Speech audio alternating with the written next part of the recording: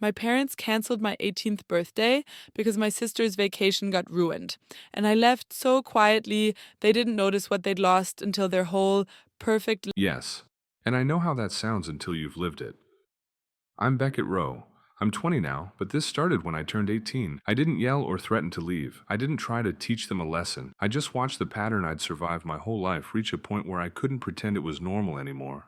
It's a long story, and parts of it get dark because the way my family worked wasn't just unfair, it was dangerous. But what happened last month brought everything back around in a way I never expected. I'm not sharing this because I'm proud of the fallout. I'm sharing it because I finally understand what I was in that house. Not a son, not a child, but the quiet structure that kept other people comfortable. And when I removed myself, the truth showed up fast. 2 years earlier, I was 18 in age only. In my parents' house, I was still the quiet function that made everything run. We lived in Saguaro Glen, Arizona, the kind of neighborhood people brag about. Clean streets, polite smiles, doors that stayed shut. My dad, Thatcher Rowe, ran a construction business. My mom, Hilara Rowe, sold homes to people who spoke in square footage and good school districts. From the outside, we looked stable. Inside, the roles were already assigned. My sister, Sable Rowe, was the centerpiece. Older, louder, treated like she came with special handling instructions. I was the spare part that somehow held the whole machine together. If Sable wanted something, it became urgent. If I needed something, it became a lesson. That difference didn't start when I turned 18. It started before I could name it, and by the time I could, it was already law. Sable learned early that tears were a currency in our house. She didn't cry the way kids cry when they're scared or hurt. She cried like someone pulling a fire alarm. Loud, public, designed to force a response. In restaurants, she'd raise her voice until strangers looked over. At home, she'd slam doors, throw things, say she couldn't handle it, like that phrase made reality bend. My parents reacted the same way every time. Rush in, soften their faces, offer bargains. They called it love. I watched it become a pattern. Sable escalated, they caved. She grew bolder. If anyone challenged her, she'd hint at doing something drastic, and the entire room would freeze. That fear became her leverage, and because my parents couldn't stand the discomfort, they taught her the simplest truth. The biggest reaction wins. The first time I understood the scoreboard was a birthday. Sable got a car that looked like a promise. New, clean, the kind of thing people take photos with. Mine, when it came, was my dad's old work truck. Loud engine, worn seats, the smell of dust that never left. He called it practical. She called it sad, and laughed like it was a joke we were all supposed to share. The truck wasn't the problem. The message was. Sable was rewarded for existing. I was rewarded for not asking. When relatives visited, my mom would point to Sable's keys like they proved good parenting. When I drove to school, nobody noticed. I started telling myself it didn't matter, that I didn't need shiny things. But I felt it anyway, like being quietly placed in second, over and over, until second became my name. Money wasn't discussed like a tool in our house. It was used like a spotlight. Sable received it as an extension of love, spending money, new outfits, redecorating moods, trips that became her personality for weeks. I worked part-time at a gym, picking up shifts and smiling at members who didn't know I was paying my own way through the basics. When Sable wanted something for her mental health, my parents opened their wallets and their schedules. When I asked for help with school materials or a small program I'd earned my way into, I got a speech about responsibility. It was always framed like character building, like I should be grateful for the hardship. My parents loved telling people I was so mature. I didn't realize maturity was just the label they used to justify giving me less. Sable's wants were treated as needs. My needs were treated as inconveniences. The double standard had teeth. Sable could mess up big and be wrapped in comfort. I could slip once and be punished like I'd betrayed the family name. When she made reckless choices, my parents called it a mistake, a learning moment, something that could happen to anyone. When I got in minor trouble, it became proof I needed discipline. Even their language changed depending on which child was standing in front of them. Sable was sensitive. I was capable. Sable was struggling. I was fine. They used those words like fences, keeping her protected and leaving me outside. I learned to perform calm because calm was expected of me. I learned to swallow frustration because anger would only make things worse. And the cruelest part was how normal it all felt after a while. Like unfairness was simply the climate of our home. While Sable chased whatever made her feel important that week, I became the person who handled. I kept track of bills without being asked. I ran errands when my dad was exhausted and my mom was too busy. I made sure there was food, that the house didn't slide into chaos, that someone remembered the small deadlines life punishes you for missing. I did it because someone had to, and because when I did it, the house was peaceful. Peace mattered. I even cleaned up Sable's messes, sometimes literal, sometimes the kind you can't scrub, like awkward calls, apologies, explanations. My parents spoke as if I was simply born this way, as if responsibility was my natural state. They didn't see it as labor, they saw it as my personality, and when your labor is mistaken for your identity, you start to disappear inside it. My parents had a script for everything. Sable needed extra support because she was fragile. I didn't need much because I was strong. They said it with pride, like they were complimenting me, but it always ended the same. Sable received attention, money, patience. I received tasks. They turned my competence into a reason to neglect me. If I succeeded, it was expected. If Sable failed, it was a family emergency. The house rearranged itself around her emotions. Mine were treated like background noise. I learned not to celebrate my wins too loudly because it might set Sable off. I learned to accept praise that came with a catch. You're so easy. Easy became my curse. Being easy meant being ignored. I started to wonder what it would take for them to look at me and see a son, not a solution. What hurt most was how I was used as the bridge while Sable burned When she got into trouble, I was the one asked to help fix it, talk to someone, figure out paperwork, explain things to my parents so they didn't panic. I tutored her through classes she barely showed up for. I picked her up after disasters that should have forced her to grow up. My parents called me dependable. Sable called me annoying. And when the dust settled and she limped across the finish line of whatever mess she'd created, she got the applause. I stood behind her, invisible, holding the ladder she climbed. It trained me to equate love with usefulness. If I wasn't useful, what was I? That question sat in my chest for years. I told myself I'd get my moment eventually, that adulthood would reset the rules. I didn't know the rules were the point. When Sable finally achieved something, usually late, usually after a storm, my parents treated it They praised her resilience, her courage, her journey. I watched them pour pride into her like water into a vase with cracks, insisting it would hold if they kept filling it. Meanwhile, my steady progress was treated as background. I didn't want medals. I wanted to be seen. I kept thinking, when I turn 18, they'll have to. That number became my private promise. I pictured a birthday where people looked at me and said my name with warmth. I pictured being celebrated for who I was, not for what I managed. I built that fantasy slowly, like a shelter. Every time Sable stole the spotlight, I leaned harder on that future moment. I thought a milestone would force my family to pause. I thought it would be impossible to overlook. I underestimated how practiced they were at overlooking me. My 18th birthday wasn't about cake. It was about proof that I mattered. I was close to graduating. I'd been accepted to a university with help from scholarships I'd earned. I had friends, teachers, and a coach who believed in me. For once, I wanted my home to match what those people already knew, that I was worth showing up for.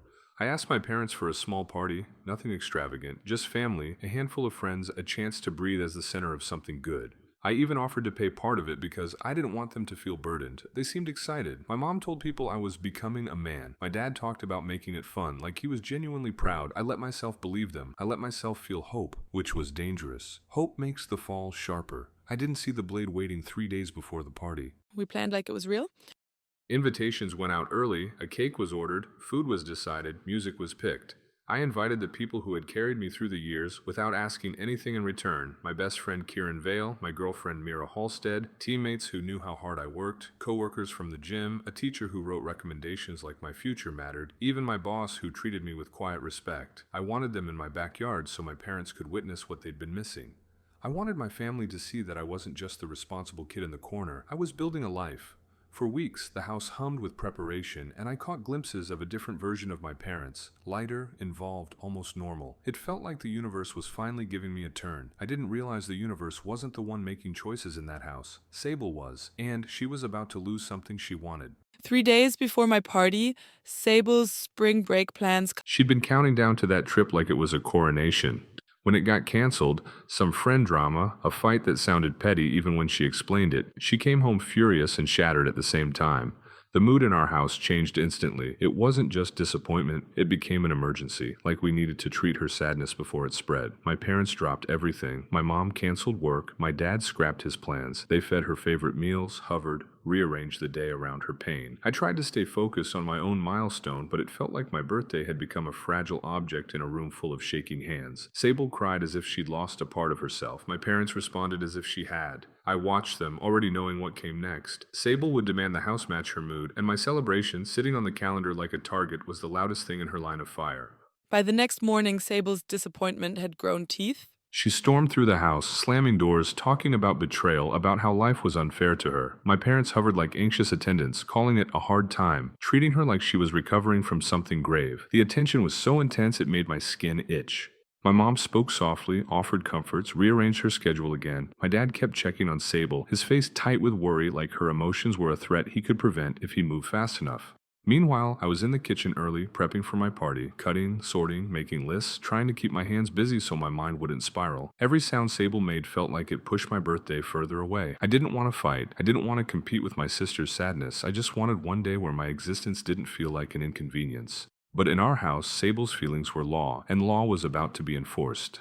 Sable came downstairs looking fragile on purpose, puffy eyes, slow steps, a voice that carried enough drama. She said she couldn't handle a party in the house. Too much noise, too many people. She claimed it would trigger her anxiety and undo her recovery. She spoke like she was reading a medical report, like her comfort was a clinical necessity. I stared at her, waiting for my parents to push back, to remind her this day wasn't hers. Instead, Sable turned the request into a moral test. She said postponing would prove I cared about her. She framed my birthday as selfishness. I tried to argue gently. People had been invited, plans were set. It was my 18th. She nodded like she understood and cried anyway, the tears arriving right on cue. That was her magic trick. She could make unreasonable demands sound compassionate by wrapping them in pain, and my parents were already reaching for the ribbon. My mom didn't hesitate. She nodded like Sable's logic was undeniable. She said my sister was dealing with rejection and needed the house calm. When I insisted this was my milestone, Sable offered the final squeeze. Family supports family, and I was being insensitive. My dad walked in mid-conversation, and I watched him take Sable's side before he even took mine in.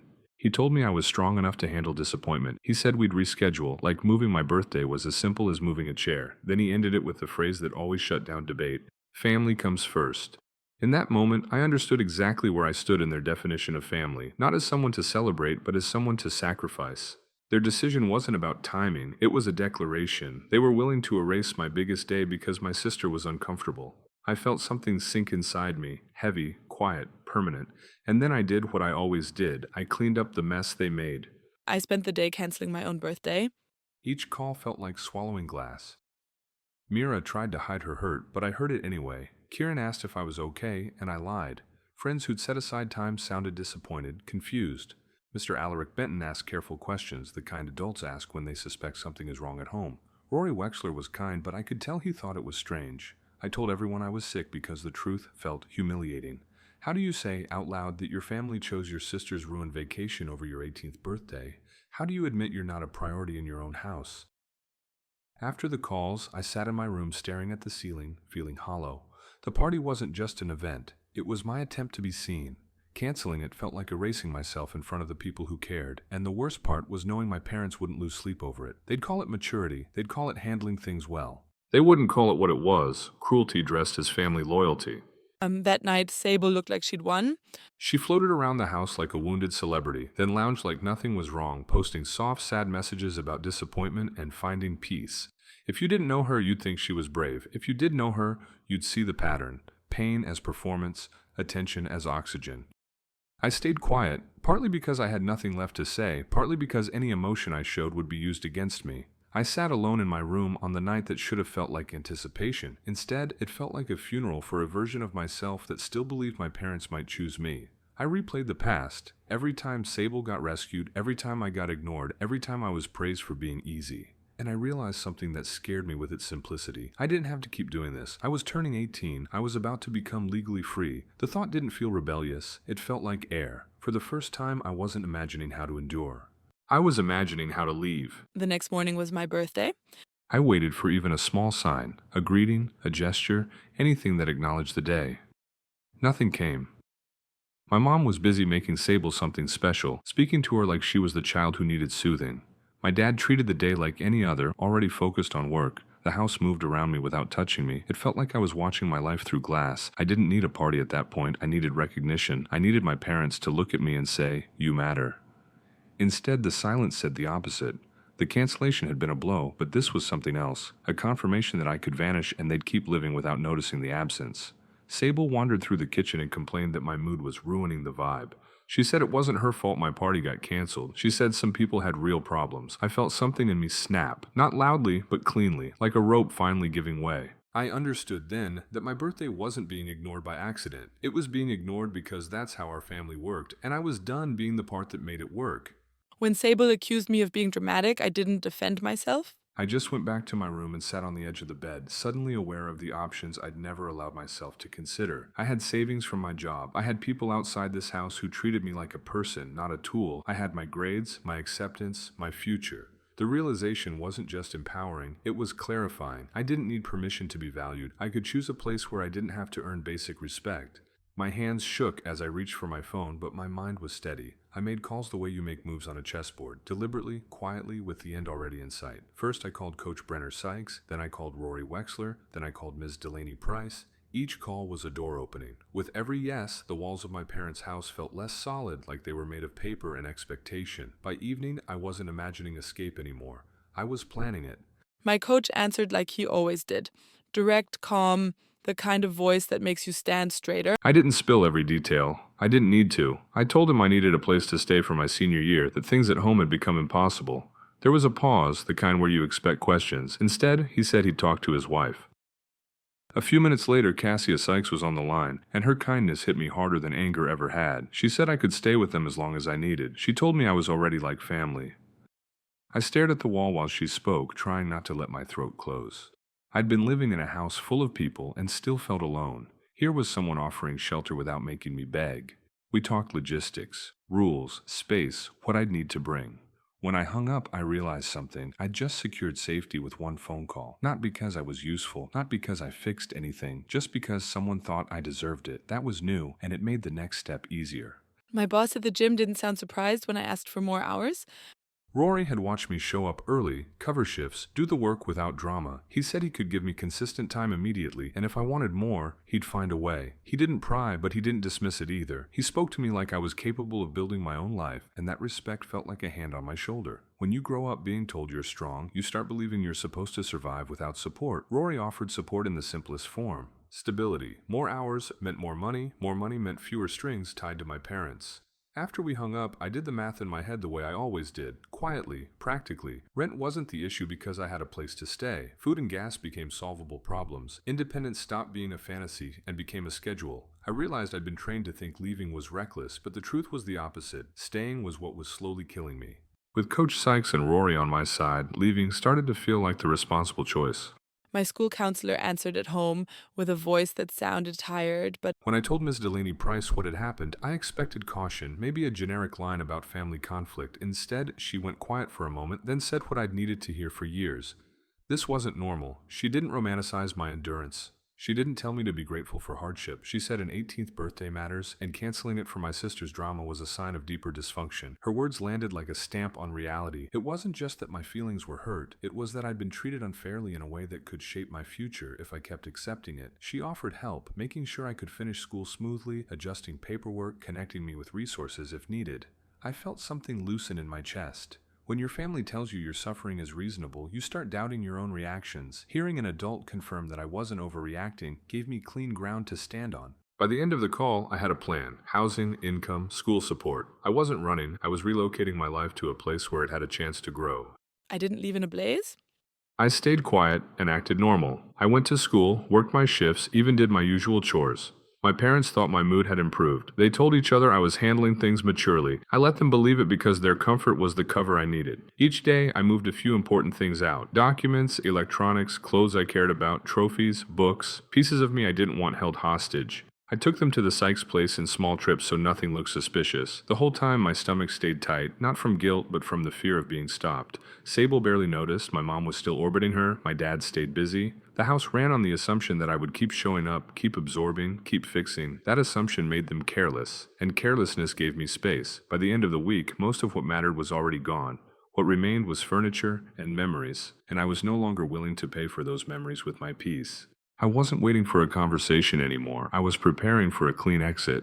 As I moved my things out, I also stopped doing the invisible work that kept. I didn't remind my dad about bills. I didn't track my mom's appointments. I didn't clean up Sable's aftermath. I didn't stock the fridge or plan meals. I didn't make lists, didn't patch holes, didn't quietly rescue them from their own disorganization. It wasn't revenge. It was an experiment in truth. If I wasn't there to hold the routine together, what would happen? At first, nothing dramatic, just little cracks, a missed call, a forgotten task, a mess left where it fell. Then the cracks began to spread. I could feel the house shifting like a structure losing a support beam. My parents didn't connect it to me because they never saw what I did in the first place. They thought the house simply ran. That's the danger of being reliable. People assume the world naturally comes with you in it. I kept my face neutral. I kept my voice calm. Inside, I was counting days. I wasn't trying to punish them. I was letting them live without the safety net they'd taken for granted. A week after my canceled birthday, I chose a moment when the house was empty. My parents were out. Sable was off spending money like the world owed her.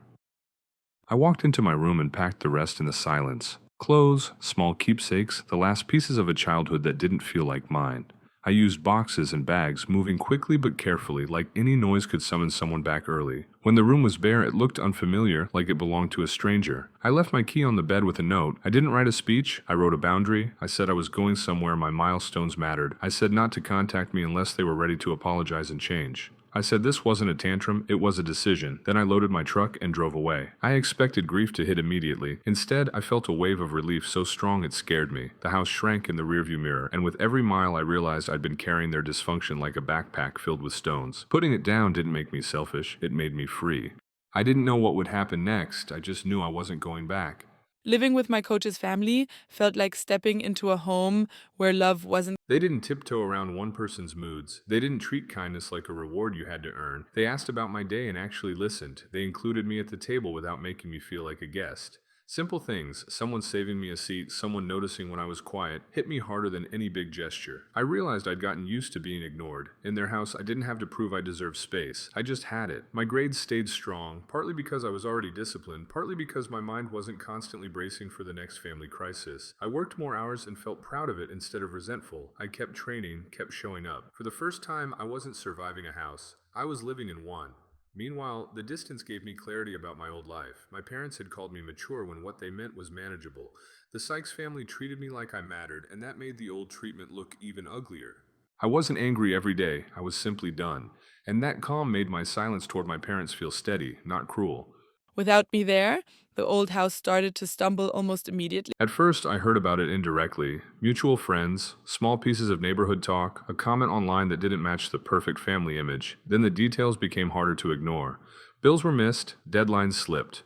My mom forgot things that used to be handled smoothly. My dad sounded stressed in the rare photos people posted. Tired eyes, tight smile. They had built their life on the assumption that someone would quietly manage the background, that someone had been me. When I stopped buffering their responsibilities, the cracks turned into problems with consequences. Late fees, embarrassing calls, small emergencies that drained energy. It wasn't dramatic like in movies. It was worse. Slow, constant erosion. The kind that makes you realize how much invisible effort was holding your life together. Sable, of course, didn't step into the gap. She widened it. My parents tried calling me. The voicemails piled up fast. They didn't ask how I was. They asked when I was coming back. Even then, they were treating my absence like a broken appliance they needed repaired. I listened to a few messages and felt something unsettling, satisfaction, not because they were suffering, but because reality was finally speaking the language they understood. Consequence. With me gone, Sable's academic life collapsed in a way my parents couldn't patch. She failed classes and blamed the system, the professor, the energy of the course. My parents hired help, but Sable kept skipping sessions or declaring the tutor didn't get her. For years, she'd leaned on me more than anyone admitted, asking questions she should have answered herself, pushing work onto me under the guise of needing support. Without that quiet scaffolding, she flailed. My parents had to sit in the discomfort they'd spent years avoiding. Sable wasn't struggling because she was misunderstood. She was struggling because she'd never been required to build skills. Every time she got close to accountability, she melted down, and my parents panicked and rescued her again. The cycle tightened like a knot. I watched from a distance as my parents poured money and time into the same hole, hoping it would eventually fill. It didn't. It just got deeper. When someone has been enabled long enough, they don't learn how to swim. They learn how to yell until someone throws them a raft. Sable had never needed to swim, and now the water was rising. Then Sable crossed a line that wasn't just family drama. She got arrested for shoplifting, not for necessities, for expensive items she felt entitled to have. My parents scrambled into crisis mode again, lawyers, phone calls, apologies to people who didn't care. The story leaked into the community the way everything does when you live among people who collect gossip like currency. I remember hearing the details and feeling my stomach drop, not because I was surprised, but because it confirmed something I'd tried to deny. My sister's behavior wasn't harmless. It was escalating. My parents framed it as a misunderstanding, stress, a bad influence. They looked everywhere for an explanation that didn't include the truth. They had trained her to believe rules were optional. They paid to make it go away like they always had, but you can't pay your way out of a pattern forever. This time, the consequences had paperwork. This time, it had records. It had the kind of stain money can't fully remove. And still, my parents didn't pivot toward accountability. They doubled down on rescue. Watching them do that, even after the arrest, made me understand how hard it would be for them to ever change without losing something they cared about more than comfort. The next discovery was worse because it wasn't public at first. It was private theft, money missing, charges that didn't make sense. My parents started noticing because there was no longer someone quietly balancing the gaps. I'd been the one who kept the household details from turning into disasters. With me gone, the numbers didn't line up and no one was smoothing the edges. They found out Sable had been taking cash, using cards, making purchases without permission. It wasn't one mistake, it was a habit. The total damage wasn't small. It was enough to change a future.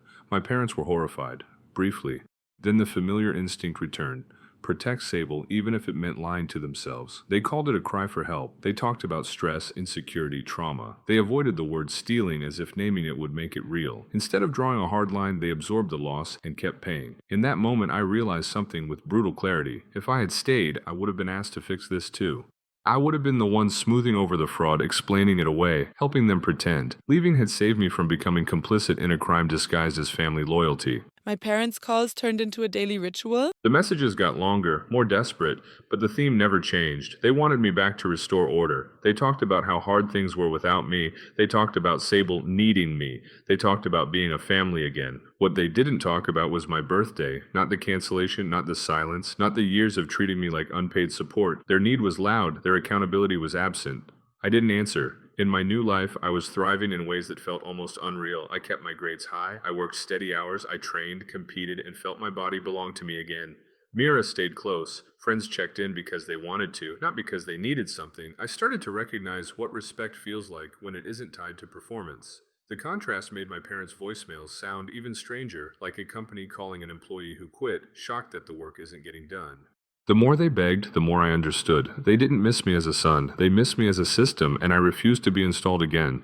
After I graduated and moved into college life, Sable's situation went from messy. She didn't just fail classes, she got caught cheating in ways that showed planning. Other students writing papers, tests taken by someone else, stolen assignments recycled like she assumed rules were a suggestion. When she tried to bribe a professor, it wasn't desperation, it was entitlement with no breaks. She got expelled. My parents panicked, not because they suddenly understood the moral damage, but because the family image was bleeding out. They threw money at a program that promised a fast, easy degree, the kind of thing any sensible person would question. It was a scam. They lost more. Each attempt to shortcut reality only made reality more expensive. I watched from a distance and felt an ache I couldn't name. Part of me mourned the parents I wished I had, parents who could have stopped this years ago by teaching Sable, no. Another part of me felt vindicated. The structure they built, special treatment, endless rescue, zero consequence, was finally collapsing under its own weight. They had chosen comfort over character. Now character was billing them with interest. The stress started eating their careers too. My mom became unreliable in a profession that punishes missed calls and forgotten appointments. Deals fell apart, clients moved on, her confidence thinned. My dad's business, which depended on clear estimates and steady organization, began to wobble. Mistakes cost money, bad decisions stacked. He borrowed to cover Sable's crises, turning a temporary problem into a permanent drain. They began selling pieces of the life they used to display like trophies. They showed up less at community events. The smiles looked forced. People noticed. In neighborhoods like Juniper Crest, people always notice. I learned about it through fragments. Someone saying my mom seemed off. Someone mentioning my dad was stressed lately. Small hints that the shine was fading. My parents had spent years building an image of success, and that image had been propped up by my quiet labor and Sable's curated performance. Without me to stabilize the background and with Sable's chaos spreading, the facade couldn't hold. It wasn't one dramatic collapse. It was a steady unraveling thread by thread until the whole picture started to look wrong. Eventually, the story about our family stopped being. Sable's legal trouble became neighborhood talk. Parents at school events started asking where I'd gone. Teachers who knew me didn't buy the vague explanations. The truth leaked the way truth always does, through concerned adults, through friends' parents, through the quiet network of people who compare notes. And once the reason for my leaving surfaced, my 18th birthday canceled to protect Sable's feelings, the judgment landed hard. People didn't just see Sable as a problem, they started seeing my parents as the ones who made her. In a community built on appearances, moral reputation matters. My dad lost potential clients who didn't want to deal with a man whose home life looked unstable. My mom lost trust with buyers who preferred agents who seemed grounded. Their social circle thinned, invitations slowed, smiles became polite rather than warm. Watching it happen felt strange. I wasn't celebrating their isolation. I was watching a mirror finally reflect what had been inside our house for years. My parents had always believed they could manage perception. They didn't realize I was part of what made them look good. When I left, their story lost its most believable character. The final financial disaster didn't arrive like lightning. It arrived like a con, smiling. Sable got involved with a man and a business opportunity that promised ridiculous returns through cryptocurrency. It was obviously fake to anyone with a shred of caution, but caution wasn't Sable's skill, and my parents had never taught her to be careful. She had access to their accounts, their trust, their information. She moved a massive amount of money out of their savings and into the scheme. It vanished. Around the same time, more damage surfaced. Debt built in their names, credit opened without permission, loans they never agreed to.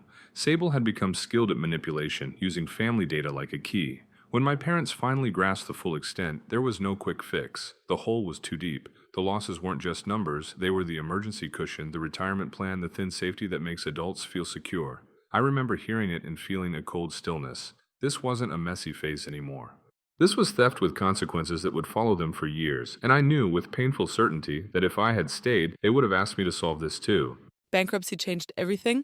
It stripped away the life my parents had built and displayed. They sold the house I grew up in. They downsized until the rooms felt like apology. My dad's business couldn't survive the weight of debt and mistakes, especially once trust started eroding. My mom ended up working under someone else, with less freedom, less income, less pride. They moved into a small apartment in a part of town they used to speak about with distance. It wasn't just financial loss, it was identity collapse. For years, they'd believed success meant they were doing everything right. They'd use that belief to justify every decision, including the ones that hurt me. Now the symbols of that success were gone. And the bitter irony was that the money they lost could have supported both children in a healthy way if they'd chosen balance instead of favoritism. Instead, it funded rescue missions and consequences delayed. When people asked about them, the tone changed from admiration to caution. My parents weren't a model family anymore. They were a warning, and somewhere inside that, I felt grief, not for the house, but for the stubbornness that made them sacrifice a son for the illusion of keeping a daughter comfortable. When Sable faced real consequences for the first time, she broke. She moved back in with my parents and became dependent in a way that filled the tiny apartment with desperation. She couldn't hold a job, she couldn't manage basic responsibilities. My parents, already exhausted, were suddenly caretaking an adult who acted like the world still owed her softness. They were working multiple jobs, living paycheck to paycheck, trapped in a routine that felt like punishment. The stress turned into blame. My dad accused my mom of enabling. My mom accused my dad of refusing to see reality. Years of resentment, buried under polite smiles, surfaced in ugly ways. After decades together, they separated. My dad moved in with his brother. He took work from people he used to compete with. My mom worked long hours, then longer ones. Sable stayed in the center, still absorbing resources, still demanding care, still unable to stand. Watching the marriage fall apart hit differently than watching the money disappear. Money can be rebuilt. Trust is harder. Their relationship had been stretched around Sable for years, and when the finances snapped, the marriage snapped too. That was the cost no one could pretend was temporary. That was the bill for a lifetime of choosing the easy yes over the necessary no. Last month, the loop closed. I was studying near campus at Desert View State University when my phone lit up with a number I didn't recognize. I almost ignored it. Something made me answer. It was my dad calling from someone else's phone because I'd blocked every number he used. He sounded older than I remembered, tired in a way that isn't just physical. He asked me not to hang up. He said they'd lost everything: the house, the savings, the business, the marriage, the respect of people they once impressed. He said Sable was still dependent and they couldn't even manage their own lives anymore. Then he said the words I'd never heard from him before. We treated you terribly. He named my birthday. He admitted it mattered. He admitted they had thrown away the person who held the family together. When my mom got on the line, she cried openly and apologized without bargaining. They didn't ask for money. They asked for guidance. Someone who knew how to make responsible decisions. For a moment, I felt the old pull to fix. Then I remembered why I left. I listened all the way through because I needed to hear whether this was guilt or remorse, and for the first time, it sounded like remorse.